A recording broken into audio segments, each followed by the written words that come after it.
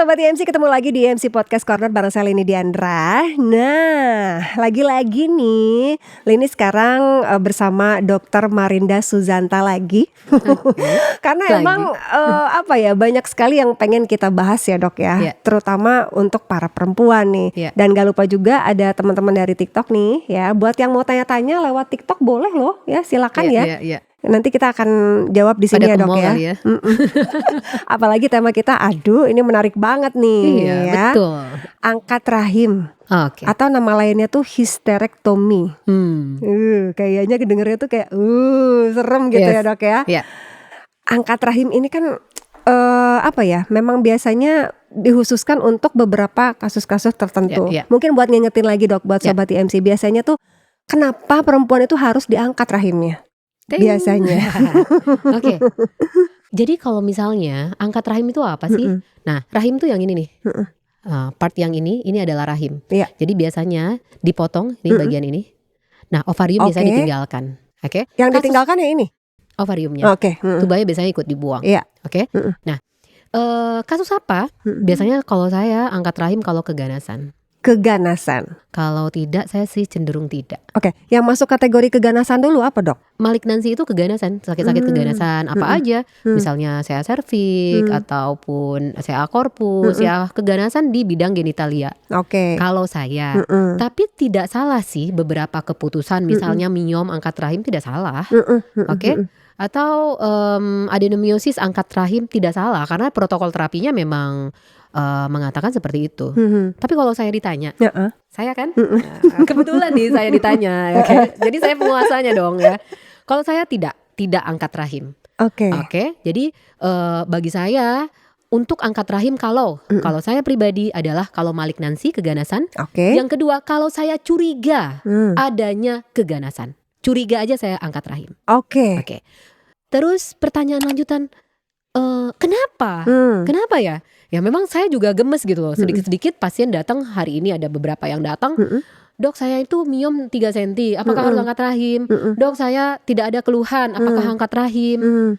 Dan yang lebih lucunya, hari ini dikatakan miom, di USG tidak ada miomnya, tapi disarankan angkat rahim. Kok gitu bisa dok? Ya itu. Jadi ya please, kalau saya untuk beberapa kasus misalnya nih miom ataupun adenomiosis. Nah, kalau misalnya yang paling sering angkat rahim adalah adenomiosis karena keluhannya nyeri.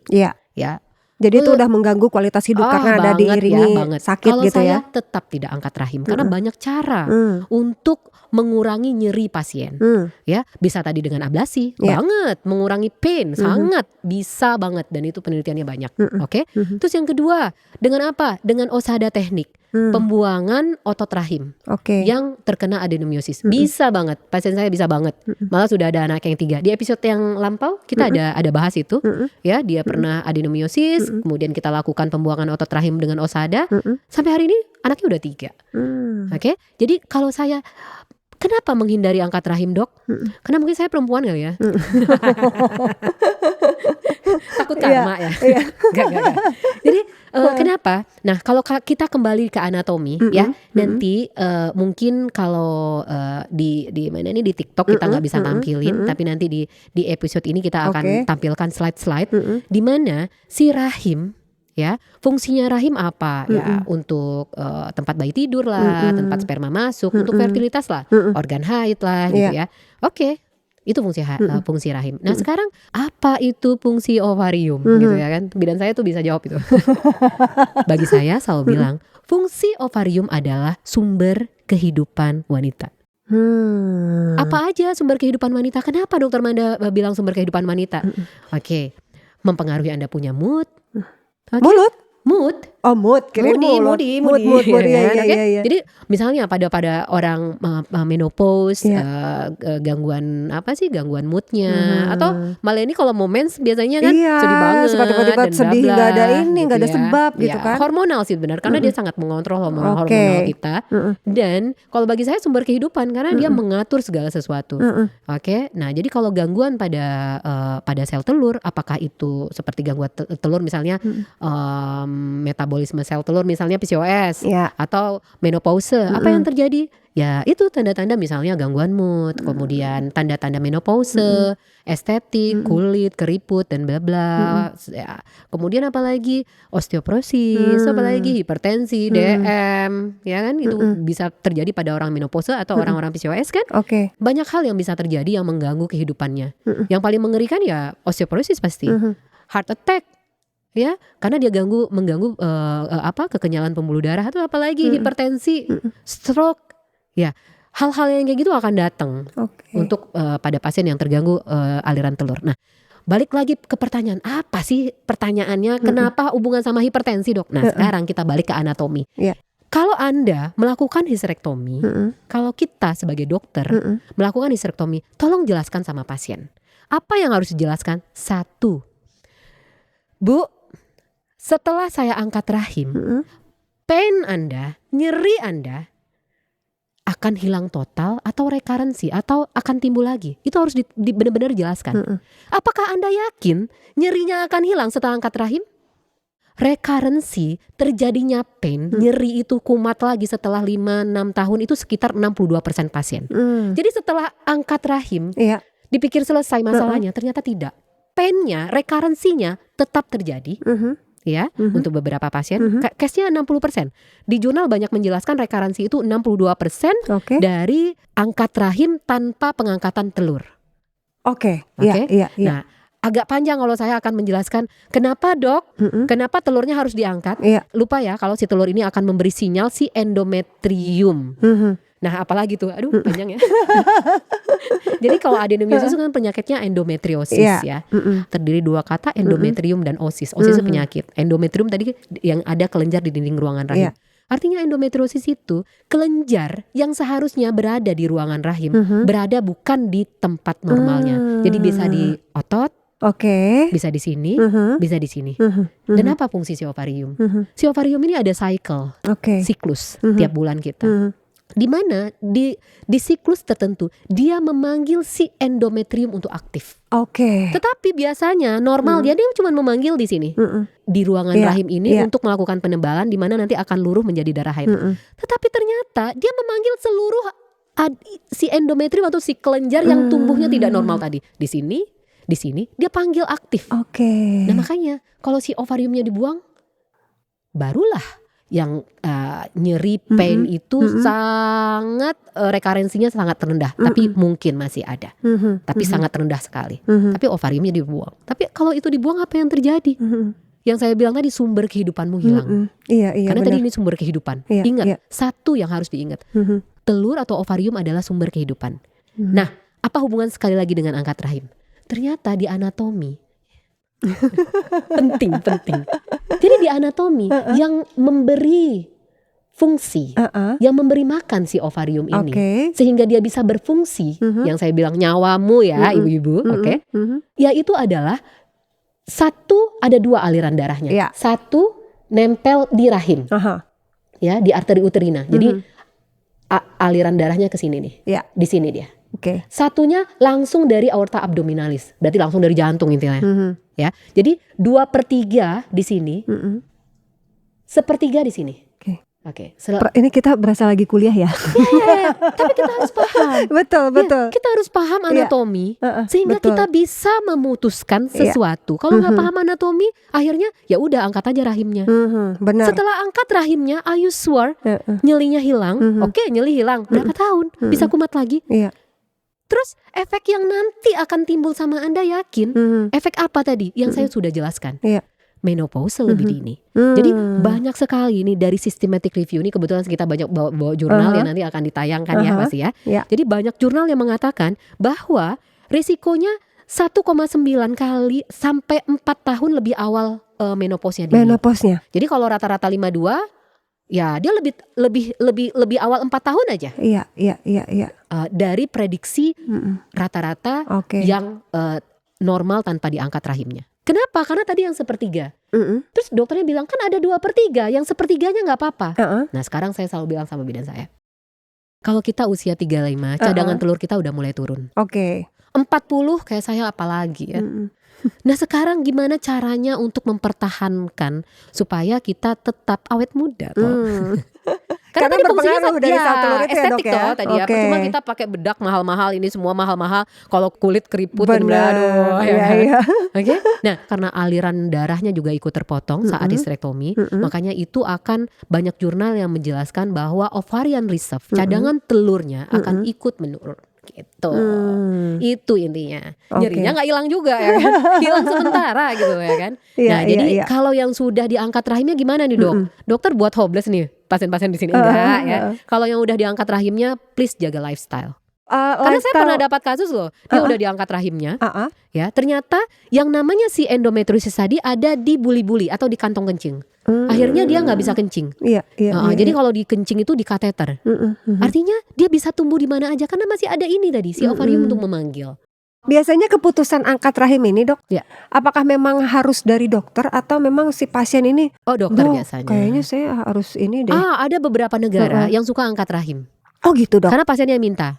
Saya nggak bisa sebut negaranya. Oh nggak boleh disebutin negaranya. Ya. Oh nggak boleh ya. Karena case-nya karena kebetulan saya waktu itu ke negara itu dia bilang gini, kok banyak kali angka yang angkat rahim mereka menurut mereka saat mereka tidak pingin punya anak mereka angkat rahim. Jadi please tidak sesimpel itu. Memang rahim itu fungsinya untuk fertilitas ya, punya anak, untuk darah men, untuk kita organ haid. Dan kita mungkin di usia tertentu udah nggak perlu lagi, kita nggak udah perlu anak udah punya. Tapi kalau saya bukan karena si rahimnya, bukan karena fungsi rahim, tapi karena ada numpang si telur. Jadi telur tadi ada aliran darahnya numpang di rahim.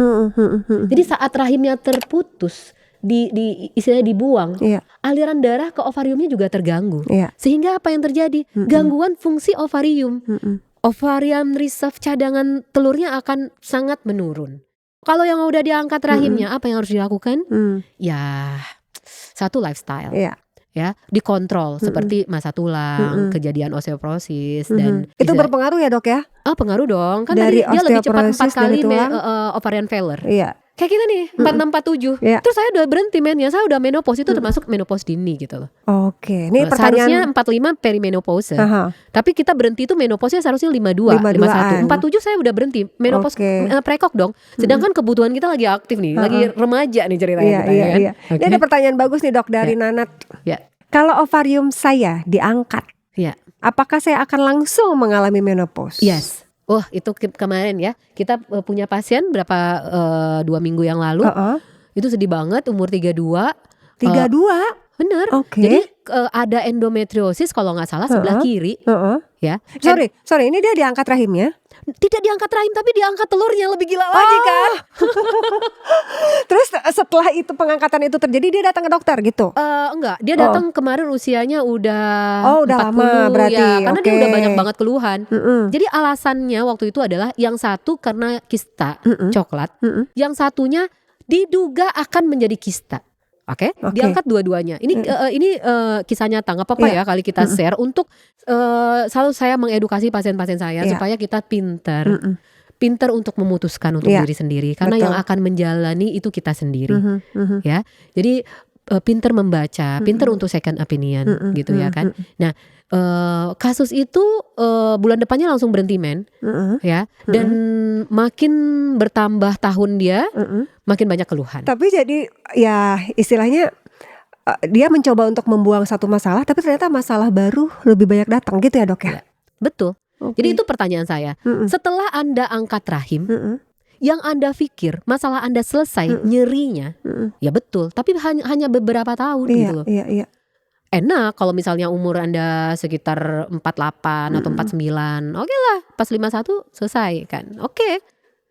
Tetapi kalau ada cara lain yang lebih tidak agresif, saya tetap memilih cara itu, tidak buang sih. Waktu beliau datang ke dokter, dia kan waktu itu operasi usia 32. Waktu beliau datang ke dokter umur berapa? Sepertinya 40-an saya lupa. Cuman dia keluhan berbeda sih. Nah, keluhannya apa, Dok? Biasanya ya gitu, atrofi vagina yang kayak gitu. Efek dari situ? Iya. Menopausa kan lebih kering. Jadi banyak loh mempengaruhi libido. Kalau orang menopausa lebih kering, seksual lumayan menurun. Habis itu apa tuh namanya? Keropos tulang, kulit dan lain-lain. Yang terutama yang sangat mengganggu dia adalah emosi. Jadi orang ngomong apa dia tiba-tiba nangis, orang ngomong apa tiba-tiba marah. Saya juga sekarang lumayan ngerem ya. Gue kok sensitif ya, gue mau tua ya gitu ya. Jadi sih untuk menyambut hari, saya selalu bilang nanti mungkin kita ada sesi menopause kali ya, kita nanti akan buat podcastnya. Tetapi satu yang diingat untuk menyambut hari menopause yang bahagia, yang sedang kita persiapkan ya kan. Kita kan perimenopause nih ya. Menjelang. Sama gak sih? Ya kan? Sama ya kita angkatannya ya. Jadi adalah olahraga. Ya, treadmill jangan lupa, terus lifestyle, dan itu nggak bohong untuk menyambut masa-masa menjelang menopause yang bahagia. Bener banget sih, Jadi Dok. itu adalah salah satu kiat untuk pasien-pasien yang udah diangkat rahimnya, istilahnya untuk mencegah hal ini, ovarian reserve-nya, failure dari ovarian reserve-nya, itu lifestyle-nya harus benar-benar jaga supaya rekarensinya juga tidak muncul lagi. Olahraganya jangan lupa, karena si olahraga itu akan mengeluarkan morfin, endorfin dan lain-lain lah. Tapi setuju gak sih, Dok, kalau rasa-rasanya sih nggak tahu ya, kalau balik lagi di circle aku ya, kayaknya akhir-akhir circle kita kali ya. Kayaknya memang kesini kok orang-orang seusia kita mulai 40 tahun kayak memang lebih aware sama kesehatan gak sih, Dok? Atau Wajib. justru dokter dari dunia kesehatan ngelihatnya sebaliknya? Usia 40 tahun ke atas kesadarannya lebih tinggi. Lebih tinggi kan? Kenapa? Karena dia udah melihat penyakit. Iya benar. Udah banyak yang berasa gitu ya. Iya, udah merasa. Sama dengan saya selalu bilang gitu ya. Usia kita remaja, SMA, kita tuh nggak ada, istilahnya nggak ada namanya ketenangan jiwa, itu nggak pernah terpikirkan. Setelah umur 42 ke atas, gue penting banget yang namanya ketenangan jiwa. Iya, bener. Dan itu harus dijaga juga tuh untuk orang, untuk ketenangan jiwa itu sangat perlu dijaga untuk menyambut salah satu masa menopause yang bahagia. Olahraga, ya, kemudian lifestyle-nya, pola makan, dan mental. Mental itu sangat perlu banget. Betul. Makanya beberapa orang ada yang namanya istilahnya hipnoterapi. Ya, hipnoterapi adalah salah satu cara sebenarnya untuk membuat Anda lebih rileks, merilis Anda punya emosi gitu ya. Aduh, ini seru banget. Kayaknya kita harus bikin podcast khusus judulnya menyambut menopause yang bahagia. Ya, oke, next time. Soalnya kan menopause itu sesuatu yang menakutkan, Dok, buat perempuan. Iya, tapi kalau usianya di sini masih 30 dia gak kepikiran dong. Iya, bener. Padahal untuk menyambut menopause bahagia kita mulai startnya di 35 loh. Iya. Ditambah lagi jangan lupa afirmasi positif ya, Dok ya. Betul, karena Dokter Manda selalu bilang mindset itu loh yang harus dibenerin. Penting. Ya kan? Penting banget itu. Kalau pengen bahagia mindset kita harus ya udah happy aja, jangan pikirin yang sedih-sedih gitu ya, Dok ya. Oke. Kalau pengen konsultasi sama Dokter Manda supaya lebih bahagia menopause-nya, bisa cek jadwalnya Dokter Manda ya di websitenya Rumah Sakit IMC. Terus juga bisa download di sini ada IM Care ya. Jadi sobat IMC bisa download di sini, bisa cek historinya, pernah berobat ke siapa, makan obat apa aja, jadwal dokter, registrasi bisa di sini semua. Terus juga kalau pengen tahu event-event atau kegiatannya Rumah Sakit IMC, jangan lupa untuk follow Rumah Sakit IMC sosial media dan subscribe ya channel YouTube kita Rumah Sakit IMC untuk mengikuti terus episode-episode dari IMC Podcast Corner bareng Selini Diandra, bareng dokter-dokter ahli dari Rumah Sakit IMC, salah satunya Dr. Marinda Suzanta ini ya. Oke, kita ketemu lagi di lain waktu, lain kesempatan. Sampai jumpa.